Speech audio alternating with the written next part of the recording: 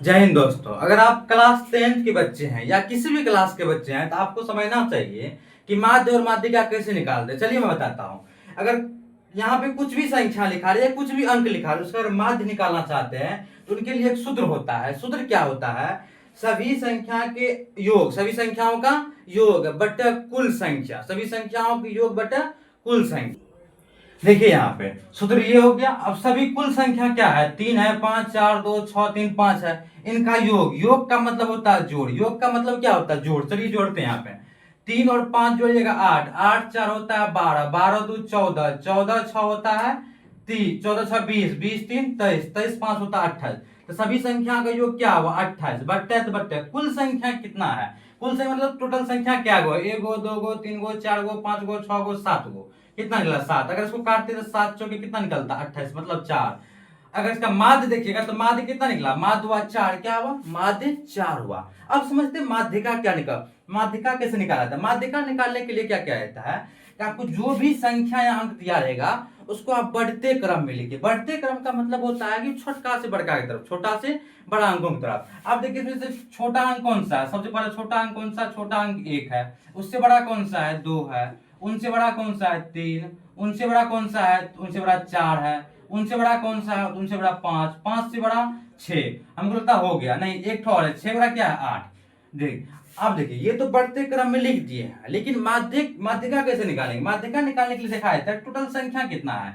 1 2 3 4 5 6 7 संख्या है। तो 7 का आधा आधा कितना होता है? मतलब 7 से देखिए 7 का आधा नहीं कर सकते, लेकिन उससे एक कम 6 का आधा कर सकते, मतलब 3 3 का जोड़ा लगता है। यहाँ 3 का जोड़ा लगा, शुरू से 3 का जोड़ा, लास्ट से 3 का जोड़ा, बाद में बचा क्या? 4। यही हुआ 4 माध्यिका। 4 बना, यही आंसर में कौन हुआ? 4। आंसर क्या हुआ? 4, मतलब 4 माध्यिका हुआ। ये तो हुआ कि जिसका आसानी से आधा ना हो। अगर मान लीजिए पूरा पूरा आधा हो जाता। अब नीचे में एक और क्वेश्चन है कि माध्यिका निकालने के लिए इसको क्या करना पड़ेगा? सबसे पहले एक काम करना पड़ेगा, बढ़ते क्रम लिखना पड़ेगा। तो आप इनको बढ़ते क्रम लिखिए। बढ़ते क्रम में 1 हुआ, 1 के बाद 2, 2 के बाद 3, 3 के बाद 4, 4 के बाद 5, 5 के बाद 6, 6 के बाद 7, 7 के बाद 8। तो कुल मिला के आप इसको काउंट कीजिएगा तो टोटल 8 संख्या। कितनी संख्या है? 8 संख्या। 8 का आधा तो आप आसानी से 4 4 कर लीजिएगा। 8 का आधा 4 और 4, 4 और 4 आधा कर लेते हैं। लेकिन होता क्या है इसमें है, फिर माध्य तो निकला नहीं है, तो उसमें से करना क्या? बीच का दो को संख्या को निकाल लेना। बीच का दो को संख्या क्या करना है? निकाल लेना। बीच का दो को संख्या 4 और 5। आप इस दोनों को जोड़ दीजिए। 4 और 5 को जोड़िएगा, जोड़ के कितना होता है? 9। 9 होता है। आप 9 में 2 से भाग दीजिए, 9 में 2 से भाग दीजिएगा, निकलता है 4.5। यही होता है माध्य का, यही होता है माध्य का।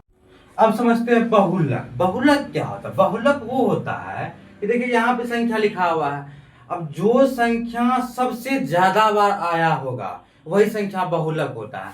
चलिए देखते हैं 3 कितना, पहला 3 है तो देखते हैं 3 कितना बार आया है। 1 1 2 3 4, 3 कितना बार? 4 बार। अब अगला 1 है, 1 देखिए कितना बार आया है? एक, मात्र एक ही बार आया है। अगला 2 है, 2 देखिए कितना बार आया है? 1 बार, 2 बार, 3 बार। कितना बार? 3 बार। अगला कौन सा है? 4। 4 देखिए कितना बार आया है? 4 भी एक ही बार आया है। अगला है 5। 5 है इसमें क्या? 5 नहीं है, 5 नहीं है। अगला क्या है? 6। 6 देखिए 1 बार, 2 बार। कितना बार आया? 2। तो आप इन सभी संख्याओं में देख रहे हैं सबसे ज्यादा बार कौन आया हुआ है? तो सबसे ज्यादा बार देख रहे हैं 4 आया। क्या हुआ?